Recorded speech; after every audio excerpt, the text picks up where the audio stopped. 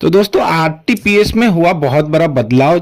जाति आवासीय आय बनाना हो गया काफी मुश्किल। यहाँ पर जो है अभी आरटीपीएस पे न्यू अपडेट आया है। अगर आप बिहार के रहने वाले हैं तो आपके लिए ये वीडियो बहुत जरूरी है।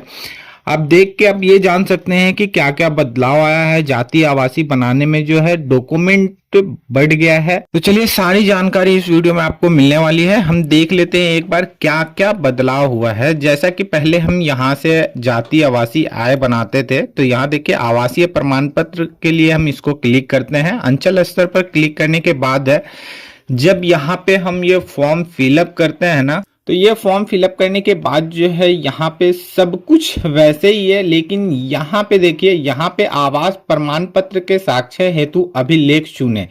अब यहाँ पर जो है अगर आप रेजिडेंट सर्टिफिकेट बनाते हैं तो आपको ये डॉक्यूमेंट देना जरूरी है। आवास प्रमाण पत्र के साक्ष्य हेतु आवेदक आवेदिका के माता पिता पूर्वज का निम्नांकित अभिलेख समुचित माने जाएंगे। राजस्व अभिलेख या तो खतियान है, राजस्व अभिलेख दान पत्र है, राजस्व अभिलेख भूमि संबंधित दस्तावेज आपको देना पड़ेगा। उसके बाद यहाँ पे है राजस्व अभिलेख भूमिहीनों को आवंटित जमीन से संबंधित अभिलेख।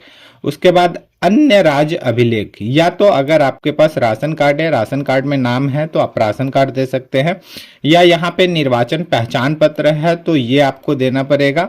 उसके बाद यहाँ पर जो है विद्युत विपत्र, उसके बाद है दूरभाषा विपत्र। तो यहाँ पर जो है ये डॉक्यूमेंट बढ़ा दिया गया है। इन सब में से आपको कोई एक डॉक्यूमेंट देना पड़ेगा। चलिए एक बार हम ये रेजिडेंस सर्टिफिकेट था, उसके बाद जो है हम एक बार देख लेते हैं जाति प्रमाण पत्र। अब जैसे देखिए जाति प्रमाण पत्र के ऊपर हम क्लिक करते हैं तो यहाँ पर सब कुछ मतलब वही है जो आप फॉर्म फिलअप करते थे, सब कुछ यहाँ पे वही है। उसके बाद यहाँ पे जब हम नीचे आते हैं तो नीचे आने के बाद यहाँ पर देखिए जाति प्रमाण पत्र के साक्ष्य हेतु निम्नांकित अभिलेख समुचित माने जाएंगे।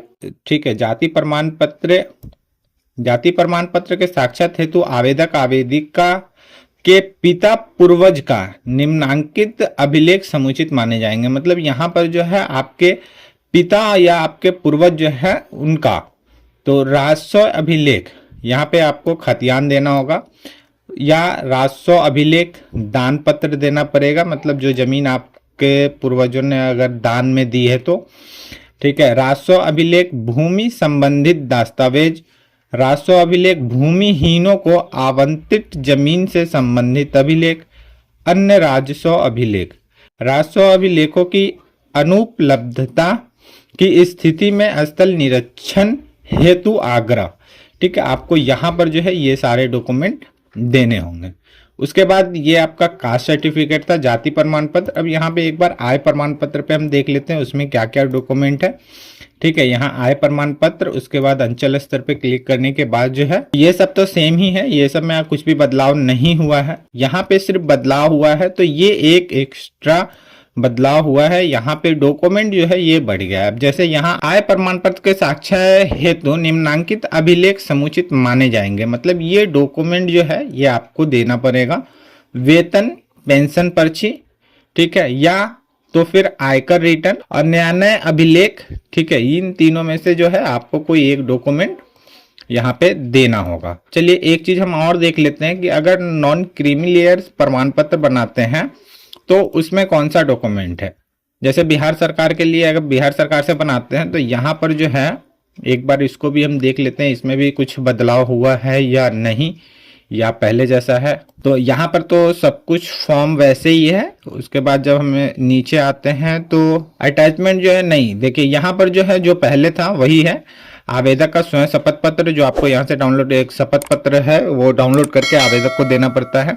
उसके बाद आवास प्रमाण पत्र, जाति प्रमाण पत्र और आय प्रमाण पत्र, सिंचित जमीन का प्रतिशत बिहार सरकार से सीलिंग कानून के अंतर्गत। तो इसमें कोई बदलाव नहीं हुआ है, ये पहले से ही ये डॉक्यूमेंट था। तो उम्मीद करता हूँ ये वीडियो आपको अच्छी लगी होगी। अगर वीडियो आपको अच्छी लगी तो वीडियो को लाइक शेयर कर दीजिए और चैनल पर नया है तो चैनल को सब्सक्राइब कर दीजिए। अगर कोई सवाल हो तो कमेंट बॉक्स में जरूर बताइएगा और वीडियो को शेयर कर दीजिए ताकि सबको ये पता लग जाए। फिर मिलते हैं इसी तरह किसी और वीडियो में।